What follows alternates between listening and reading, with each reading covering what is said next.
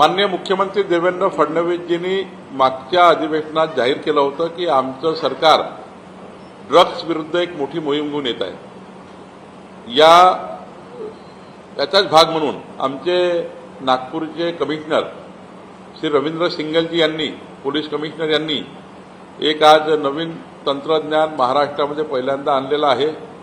ही अशी मशीन आहे की तुमचं या ठिकाणी तुमच्या तोंडामध्ये ही चेक करताना तुम्हाला ही मशीनमध्ये जसं आपण ड्रंक्स अँड ड्राईव्हची टेस्ट करतो त्याप्रमाणे आपल्या तोंडामध्ये ती मशीन टेस्ट करतील आणि तुम्ही त्या मशीनच्या माध्यमातून जेव्हा त्याचे टेस्ट होईल,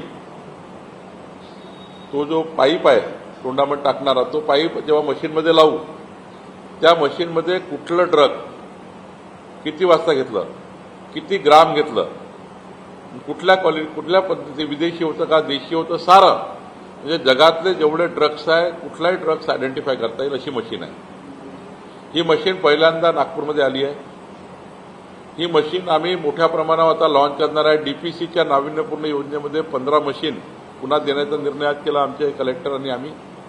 आणि या नागपूरमध्ये संपूर्ण ज्या ठिकाणी पोलिसांना डाऊट आहे, पोलिसांना संशय आहे की या ठिकाणी कॉलेजच्या बाहेर काही लोक विकतात आहे, काही ठिकाणी असे स्पॉट आहे ज्या ठिकाणी रात्री लोक एकत्र येतात, त्या ठिकाणी काही पांठेले आहेत, काही हटलेले आहेत, सर्व वॉच सरकार करणार आहे, डिजिटल वॉचिंग करणार आहे आणि सोबत हे मशीन राहणार आहे। यामधून आता ड्रग्स विरोधी अभियान अत्यंत तीव्र होणार आहे। नागपूरमध्ये हा पहिला प्रयोग आज महाराष्ट्र दिनानिमित्त सुरू झालेला आहे। मी पोलीस कमिशनर रवींद्र सिंगल यांचे आभार मानतो, अभिनंदन करतो।